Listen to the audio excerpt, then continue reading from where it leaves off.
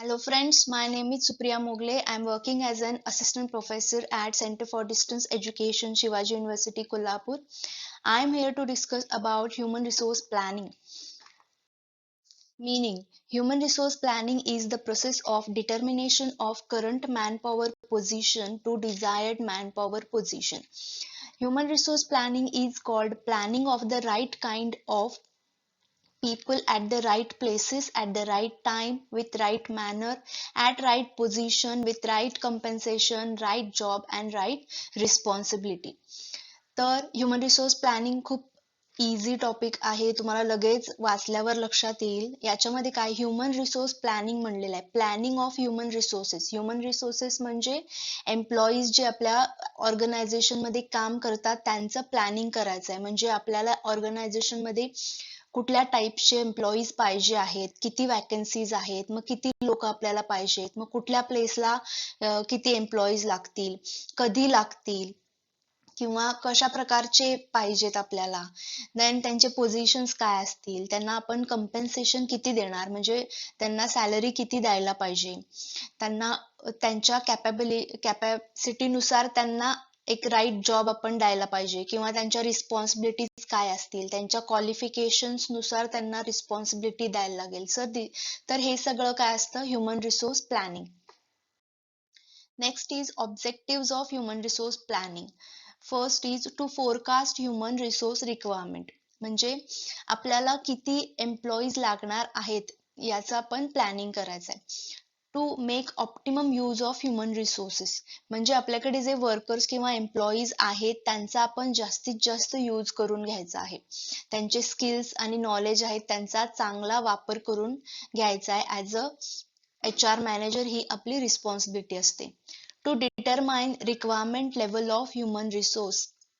Requirement level म्हणजे कुठल्या लेवलचे एम्प्लॉईज आपल्याला लागणार आहेत, अनस्किल्ड लागणार आहेत का स्किल्ड लागणार आहेत का सेमी स्किल्ड लागणार आहेत, हे सगळं डिटरमाइन करायचं.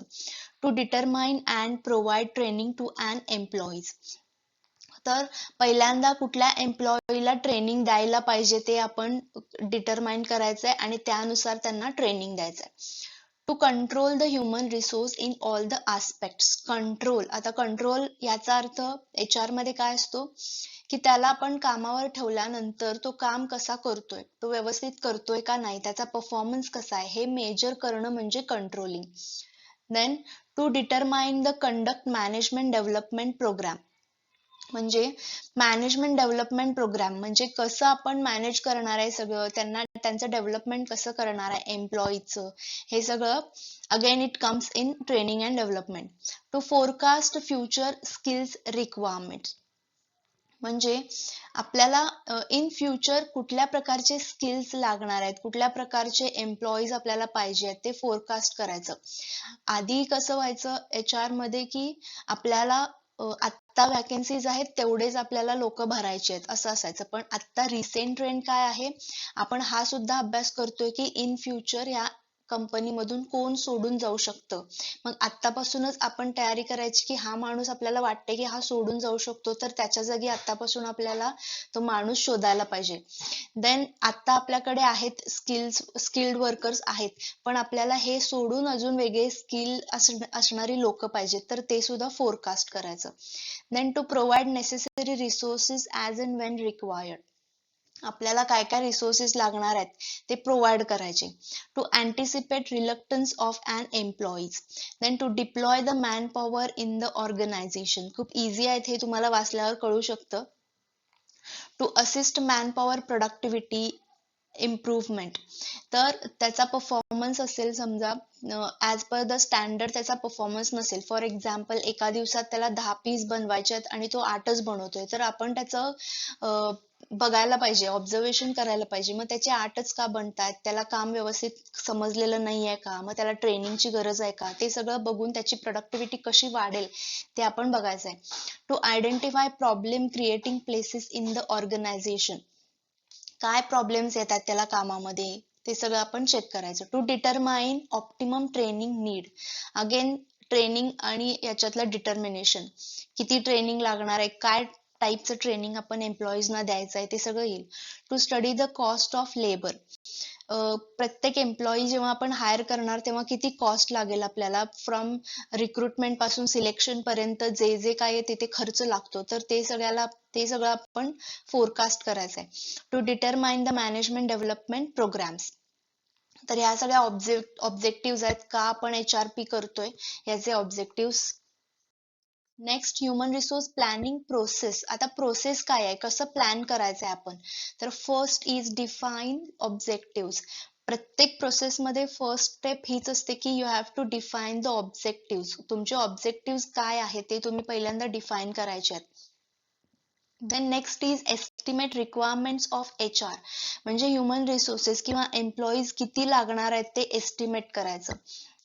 फॉर एक्झाम्पल मी एक ऑब्जेक्टिव्ह डिफाईन केला की मला मशिनरीज चेंज करायच्या आहेत ह्युमन रिसोर्स किंवा जे काम करतायत ते मॅन्युअली करतायत आणि आता मला ऍडव्हान्स टेक्नॉलॉजीची मशिनरीज तिथे पुटअप करायचे आहेत, इम्प्लिमेंट करायचे आहेत. तर मला किती एम्प्लॉईज लागतील एक्स्ट्रा किंवा किती लागणार आहेत का आता जास्त आहेत एम्प्लॉईज, तर ते सगळं रिक्वायरमेंट किती लागणार त्याचं एस्टिमेशन. Then recruit. आता समजा आपल्याला कमी लागतायत किंवा इथे मला अजून रिक्रुटमेंट पाहिजे, तर अजून आपण एम्प्लॉईज रिक्रूट करायचे. देन कंट्रोल म्हणजे अगेन ते काम करतायत का नाही प्लॅन नुसार, ते कसं काम करतायत, व्यवस्थित करतायत का नाहीत, मग करत नसतील तर काय करायला पाहिजे, हे सगळं कंट्रोलिंग मध्ये येईल. देन फॉलोअप म्हणजे आपला ऑब्जेक्टिव्ह जो होता तो आता तो अचीव्ह होतोय का नाही, त्या दृष्टिकोनातून आपलं प्लॅनिंग प्रोसेस पुढे जाते का नाही, हे सगळं चेक करायचं फॉलोअप मध्ये. आता ही कंटिन्युअस प्रोसेस आहे. Why it is continuous, because एकदा एका गोष्टीसाठी आपण प्लॅन केलं की आपण ते थ्रू आउट नाही रन करू शकत. म्हणजे एखादं काम आपलं पूर्ण झालं की ते संपलं, पण दुसरं काम करण्यासाठी आपल्याला परत प्लॅन करायला पाहिजे, परत define objective. So it is continuous process. Then problems and barriers of HRP. काय प्रॉब्लेम्स येतात प्लॅनिंग मध्ये. First is lack of determination of manpower requirement. म्हणजे रिक्वायरमेंट किती रिक्वायरमेंट आहे हे कधी कधी आपल्याला एक्झॅक्ट समजत नाही किंवा जॉब रिक्वायरमेंट्स काय आहेत ते आपण मेजर करू शकत नाही. प्रोजेक्शन मे गो रॉंग. म्हणजे आपण जे प्लॅनिंग केलंय ते कधी कधी रॉंग होऊ शकतं. To consider changing circumstances is difficult in human resource planning. काही चेंज झालं, काही सर्कमस्टन्सेस नवीन आल्या तर त्याला कन्सिडर करणं खूप अवघड जातं.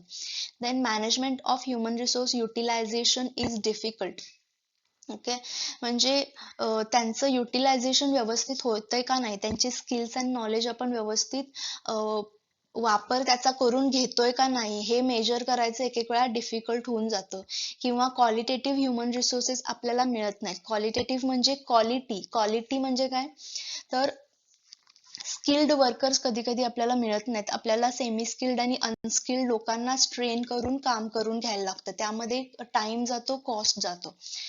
Human resource training and development is not sufficient. कधी कधी काय होतं, अनस्किल्ड लोक असतील समजा तर त्यांना ट्रेनिंग देऊन सुद्धा ते व्यवस्थित काम करत नाहीत, तर कधी कधी ट्रेनिंग आणि development is not sufficient. Then negative human behaviour factor is barrier. काय होतं, निगेटिव्ह ह्युमन बिहेवियर म्हणजे लोकांना चेंज काही नको असतो, जे चाललंय ते चालू दे अशा प्रकारची त्यांचा दृष्टिकोन असतो. तर याच्यामध्ये जर निगेटिव्ह त्यांचा थॉट असेल तर परत प्लॅनिंग मध्ये प्रॉब्लेम येतो. Under utilization of human skills and capacity, हा एकच पॉइंट आहे. तर आपल्याला स्किल्स आणि कॅपॅसिटी जर ह्युमन रिसोर्सची युटिलाइज करायची असेल तर पण त्यांचं निगेटिव्ह बिहेवियर आहे तर आपण ते करू नाही शकत. Social, economic, environmental problems of company and employees. काही सोशल इकॉनॉमिक प्रॉब्लेम्स असतात, एन्व्हायरमेंटल प्रॉब्लेम्स असतात ज्याच्यामुळे एन्व्हायरमेंटला हार्म होतं, तर ते आपण लक्षात घेता आपल्याला त्याच्यामध्ये बॅरियर येऊ शकतं. New and changing technology. Again Naveen technology आपण जर हे करणार असू तर ते पटकन अडॅप्ट करायला प्रॉब्लेम येतो. Casual approach of employees towards human resource planning. म्हणजे एम्प्लॉईज तेवढं सिरियसली घेत नाहीत प्लॅनिंग. त्यांना वाटतं की एवढं इम्पॉर्टंट नसतं, काम करायला पाहिजे पटापट, पण प्लॅनिंग करायलाच पाहिजे का असं एकेकांना वाटतं. म्हणजे ते कॅज्युअली घेतात, त्यांना त्याचा इम्पॉर्टन्स एवढा कळत नाही. Then human resource planning performance measurement is also difficult. Okay, planning नुसार ते काम करतायत का नाहीत, प्लॅनिंग नुसार सगळं चालू आहे का नाही, हे मेजरमेंट करणं एक एक वेळेला खूप डिफिकल्ट जातं. Next is importance of HRP.